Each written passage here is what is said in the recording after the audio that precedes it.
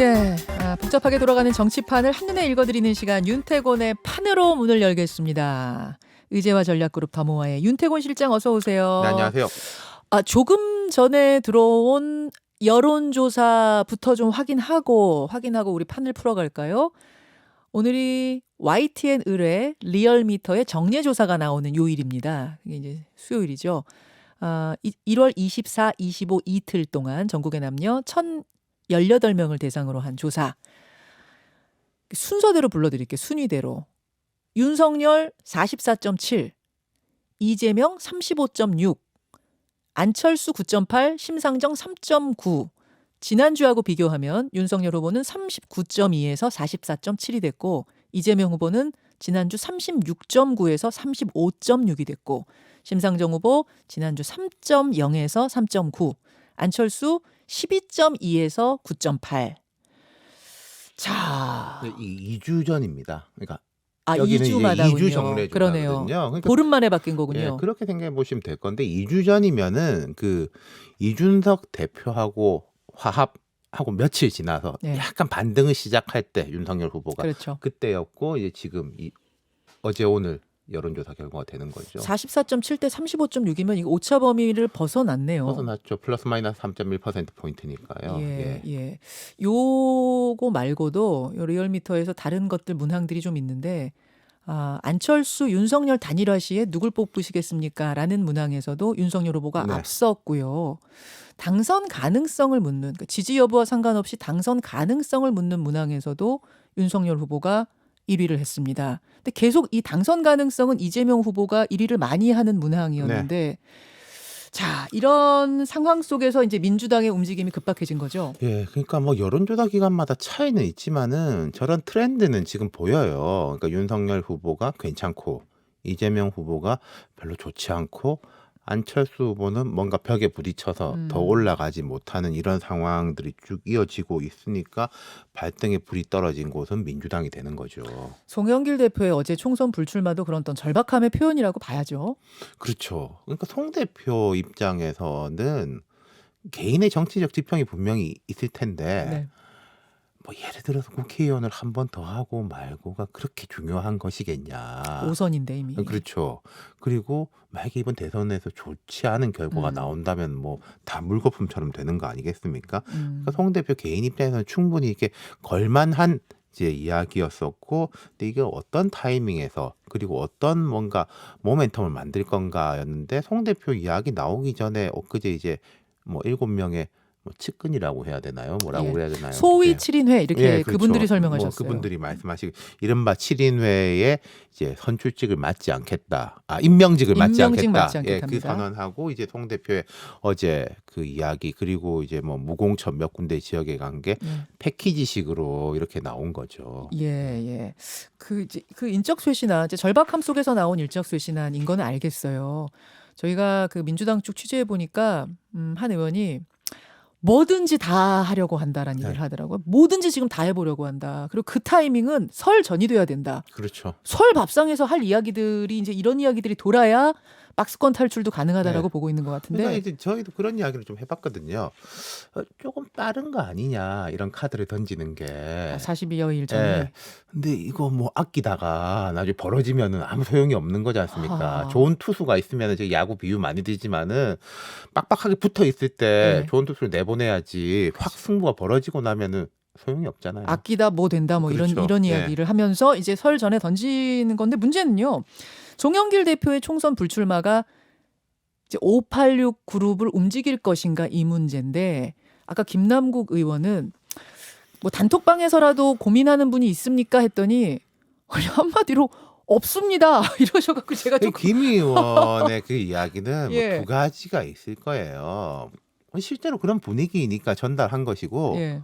선배님들 좀 이래서 되겠습니까? 라는 조금 압박용도 있지 않을까. 실제 그렇기도 하려니와 없습니다라고 굳이 그렇게 똑 떨어지게 얘기한 건 나가십시오란 그렇죠. 압박용이. 쇄신이라는 게요. 예. 제 효과를 볼 때는 내부에서 들이받아가지고 꺾는 게 사실 더 효과적인 게 있어요. 이미지적으로 볼 때 예를 들어서 김대중 대통령 말기에 이제 노무현 대통령이 이제 되려고 한 그 분위기 전환의 시점이 그 당시에 이제 천신정, 네. 정풍운동, 예, 뭐 예. 권노갑 뭐 이런 분들 뭐 그렇죠. 이선으로 후퇴하라. 그게 이제 나 지금까지 많이 했으니까 나 쉴랜다라고 하는 거 하고 후배 그룹들이 선배님들 뭐 하는 겁니까? 라고 하는 거하고 다르죠. 그리고 예를 들어서 이준석 대표가 뭐 윤핵관, 중진 의원들 계속 이렇게 대표가 들이받는다고 하니까 좀 이상한데 연령대로 보자면 이제 그렇게 해가지고 꺾이는 것에 대한 어떤 카타르시스라든지 그런 효과들이 이제 분명히 있는 거거든요. 물론 그 당시에 그런 갈등 때문에 당 지지율은 바닥을 쳤지만 그렇죠. 그 다음은 봉합되는 마무리되는 과정이 훨씬 극적으로 네. 많은 사람들의 이목을 집중시키고 반등의 폭도 크게 그렇죠. 이끌 수 있다. 네. 하지만 지금 민주당의 개별 의원들 입장에서 이 문제도 있을 거예요. 무슨 문제냐면은 자 3월 선거 대선이 끝나면 곧바로 6월 지방선거지 않습니까? 네. 물론 뭐 대선 따라서 갈 가능성이 높습니다만은 지방선거를 앞두고 국회의원이 지역구에서 불출마 선언 이런 걸 해버리면요. 네. 되게 약간 흔들려요. 판이 흔들린다라고 그럴 수 그럴까 있죠. 막 난립한다라고 그럴까 이제 뭐 선거 운동이 쉽지도 않고 예, 예. 그런 면도 있기 때문에 예. 뭐 인지상정으로 내가 왜 물러나야 돼라는 것도 있을 것이고 네. 현실적인 그런 고민들도 있을 거예요. 어떻게 될 걸로 윤태곤 실장은 내다보세요. 틀려도 괜찮습니다. 어떻게 된다니 뭐 민주당에서 뭐 예, 추가 얼마나 뭐 이런 뭐 선언들 추가 선언이 이어질 것인가 이 부분. 글쎄요, 그 잘 모르겠는데 근데 이런 건 있어요. 상징적인 인물이 물러나야지 추가 선언이 그 효과가 있는 거거든요. 아까 제가 말씀드렸지 않습니까? 김대중 대통령이 이제 집권하려고 할 때 막판에 권노갑, 이훈평, 남궁진 등등 이른바 동교동계로 불리는 사람들이 그 우리는 임명직 맞지 않겠다고 선언을 했어요. 대통령 만드는 것만 해도 우리는 필생의 목표를 달성한 거지 안 하겠다라고 했을 때 누가 봐도 저 사람들은 김대중 대통령 아주 가깝고 동교동에 수십 년 있었던 사람 그리고 문재인 대통령이 당선될 때도 이른바 삼철 그렇죠.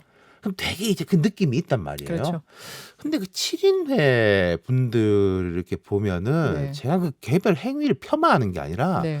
그런 인지도라든지 상징성이 과거의 그런 분들에 비해 가지고는 조금 떨어지는 면이 있다. 임팩트 면에서. 예, 그렇죠. 아. 그리고 이제 뭐 송영길 대표의 불출마 이야기 같은 경우에도 뭐랄까 이렇게 본인은 되게 큰 건데 그게 뭔가 쫙 연결되는 이런 느낌이 없어요. 그러니까 민주당에서 앞으로 이게 되려고 한다면은 뭐 제도 개혁 이런 이야기도 나옵니다만은 실제로 어떻게 될 거냐 이게 뭐 국민의힘이 안 받아줘가지고 우리는 하고 싶은데 못한다. 뭐 이런 식으로 되면 흐지부지 되는 거고. 아까 김남국 의원도 그거 지적했어요. 국민의힘이 안 해서 우리 못합니다. 이 핑계 대면 안 된다. 그렇죠. 당 자체적으로라도 네. 우리 공천 안 주겠다라도 해야 된다. 네. 거기까지 가야 된다고 일단 보시는 그렇죠. 거고.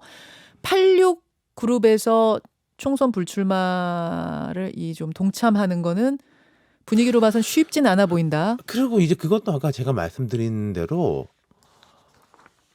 오래된 것이 물러나는 것도 중요한데 새 흐름이 올라가는 느낌이 네. 중요하단 말이에요. 네. 그럼 자 아까 제가 이제 뭐 권노갑 이렇게 하면은 천신정 20몇 년 전이니까 그분들이 이제 40대 초반에 아주 새로운 흐름이었던 거죠. 네. 그리고 문재인 대통령의 삼철이 물러날 때 새로운 영입을 한 인재들이 그때 되게 많았지 않습니까? 뭐 조홍천 의원, 뭐 양양자 의원, 뭐 그렇죠. 이런 등등. 그러니까 새로운 팀이 이렇게 이 자리를 채우는구나라는 느낌이 있는데 그럼 지금 현재 민주당에서 그분들이 물러나는 건 좋다 치고 그렇게 지금 대선 때 인재 영입이 이렇게 크게 된 것도 아니고 지금 초선 의원들의 어떤 이미지랄까 이런 것이 새 흐름보다는 오히려 민주당 핵심 지지층의 더 밀착도가 오히려 높은 거 면도 있어 보인단 말이에요. 586이 오히려 약간 중도적이고 그렇기 때문에 그런 좀 드라마틱한 효과가 나타나기 쉽지 않을 것 같다는 게 제 생각입니다. 그런 박스권 탈출을 위한 뭐 조언을 한다면 평론가로서 조언을 한다면 뭐가 가능해요, 민주당? 이런 게 있는 것 같아요. 우리가 지난주에도 민주당 내에서 이런 이야기 드렸습니다. 따박따박 네. 가자는 쪽하고 뭐 한방 없냐라는 쪽하고 약간 의견이 엇갈리는 것 같은데 따박따박과 한방. 네, 둘 다 해야 된다. 근데 한 요 며칠을 보면은 민주당이 되게 뭔가 좀 불안정한 모습들이 있는 거예요. 뭐 그러니까 눈물 후보의 흘리는 메시지도 부분, 뭐, 예. 그렇고 워딩도 그렇고 뭐 말을 했다가 아 이게 내 이야기가 아니다라고 음. 했더니 이재명 후보가 안 좋을 때 보였던 모습들이 다시 음. 노출되고 있다. 저는 힘들겠지만 그래도 안정감 쪽으로 가는 게 맞지 음. 않을까 싶어요. 따박따박 쪽으로. 예. 예. 자, 국민의힘으로 넘어가겠습니다. 김건희 씨 녹취록 공개의 여진이 계속되는 가운데 무속 논란이 벌어지고 원팀 논란으로까지 그게 번지는 모양새예요. 이제 궁금한 거 한 두 가지 정도인데요. 홍준표, 유승민 이분들이 원팀으로 합류할 수 있을 것인가? 요거 하나랑 각종 논란에 휩싸였던 김건희 씨가 설 전에 등판할 것인가? 저희 두 가지 궁금해요. 앞에 부분은 그러니까 홍준표, 유승민 뭐 이른바 원팀 이야기 같은 경우에는 뭐 잘 모르겠습니다. 근데 필요하냐 하지 않냐라는 네. 부분에서 볼 때 예컨대 지금 이낙연 전 후보가 이재명 후보의 손을 잡고 하면 이재명 후보가 되게 천군만마를 얻은 것 같고 이런 거는 지금 호남도 사실 쉽지가 않고 음. 그러니까 민주당 내에서 원래 친문 그룹하고의 이런 관계도 쉽지가 않으니까 반드시 필요해요. 음흠. 그런데 지금 이제 윤석열 후보 입장에서는 20대, 30대 괜찮아.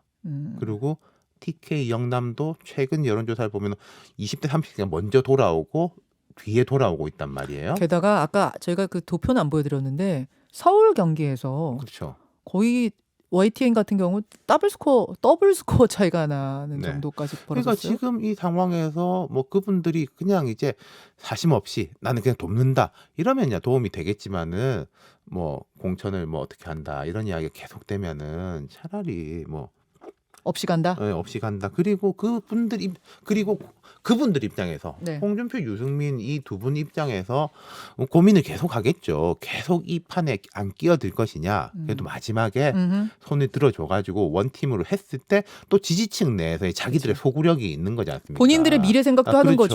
거죠. 그런 부분에 대한 고민. 그러니까 오히려 이거는 윤석열 후보의 쪽의 고민보다는 홍준표, 유승민 전 후보 쪽의 고민이 더 깊을 것 같아요. 아, 그러면 이제 홍준표, 윤석열 두 사람이 비공개 회동한 다음에 그 바로 다음 날 이 내용들이 뭐 공천을 부탁했느니 어쨌든 네. 이게 나온 게 사실은 뭔가 좀 그동안의 관례상 좀 이례적인 느낌이 들었는데 이것도 저 지지율 자신감에서 오는 선거 캠프 지도부의 판단이었을 가능성도 있어요? 공천 부분에 대해서는 지금 되게 민감하기 때문에 예. 그랬던 것이 있겠죠. 휘둘리는 모습을 보이면 안 되는데 예를 들어 가지고요. 자, 김종인 전 위원장은 지금 이제 바깥에 나가 있고 이준석 대표는 이제 포용했고 네. 이러한데 그래서 이제 잘 됐죠. 잘 됐는데 그래도 아니 이제 윤석열은 뭐 흔들리는 거 아니냐 물은 거 아니냐라는 식의 비판이 있는 것도 사실이잖아요. 네. 근데 거기서 한 번 더 자 홍준표도 끌어안는다라고 됐을 때 플러스하고 아니 또 휘둘리는 거야? 라고 했을 때 마이너스에 대한 계산이 있었겠죠. 플러스 마이너스 따져봤을 것이다. 네. 없이 가는 게 차라리 플러스다라는 판단을 했을 거라는 거고 김건희 씨 등판 가능성은요? 글쎄요, 그건 제가 참 모르겠습니다. 그러니까 이런 면이 있을 거예요. 지금 그 7시간 녹취록이 오히려 뭐 플러스가 됐다 이런 평가도 있고 뭐 한데 하지만 지금 그 오히려 플러스가 됐다라는 거는 그 엄청난 이제 뭐 공격이라든지 압박에 비해 가지고 이거 별거 아니잖아. 인면이 있는 거지. 그냥 뉴트럴하게 중립적으로 봤을 때 아니 저런 기자하고 7시간 이야기해가지고 저런 이야기까지 다 하는 거야. 그걸 떼놓고 봤을 때 그게 좋다고 말하기는 사실 어려워요. 그렇죠. 그런 점에서 볼 때 되게 좀 조심스럽지 않겠냐. 뭐가 되게 신나가지고 예. 아유 저 이렇게 뭐 이제 괜찮습니다라고 싹 나타나는 것보다는 제가 뭐 김건희 씨가 등장할지 안 할지를 예상할 수는 없습니다만 하더라도 네. 로키로 하는 쪽으로 로키로. 가지 않겠냐. 자세 낮추면서 사과 입장 발표하면서 그렇죠. 등판한다면 설 전이라고 보세요? 중일 수도 있죠. 설 중. 그러니까 예상컨대 그리고 로키로 간다라고 하면은 더더욱 그렇겠죠. 다들 좀 비슷한 얘기들을 하시네요. 설 중간 정도를 보는 분들이 많이 계시는데 한번 두고 보겠습니다. 딱 하나만 한 30초만 들을게요. 오늘 그 TV 토론을 그냥 해도 좋은지 안 해도 할 수 법원에서 없는지 나왔죠. 결론이 나는데 네. 이 안철수 심상정 두 후보에게 TV 토론이란 게 얼마나 중요하길래 이토록 두 사람은 간절한가? 일단 TV에 나와야 되는 거예요. 뭐 좋든 나쁘든 얼굴이 자꾸 보여줘야 되는데 그 기회가 없기 때문에 이제 막 크게 이제 목을 매달고 있는 거죠. 네. 그리고 이렇게 꼭 혹시 그냥 해라가 되더라도 네. 이렇게 우리가 항의했었다. 네. 저 토론은 불공정하다라는 이미지를 확 심어주는 것도 중요하죠. 전략. 그럼요. 어떤 식으로든 이렇게 자꾸 언급이 돼야죠. 두 분 입장에서는. 네. 그런 계산도 있을 것이다. 오늘 결과 보시죠. 네. 윤태곤 실장 수고하셨습니다. 감사합니다. 김현정의 뉴스쇼는 청취자 여러분의 참여로 이루어집니다. 트위터, 페이스북, 레인보우 게시판, 그리고 단문 50원, 장문 100원의 유료 문자 샵 1212, 우물정 1212 통해 참여하실 수 있습니다.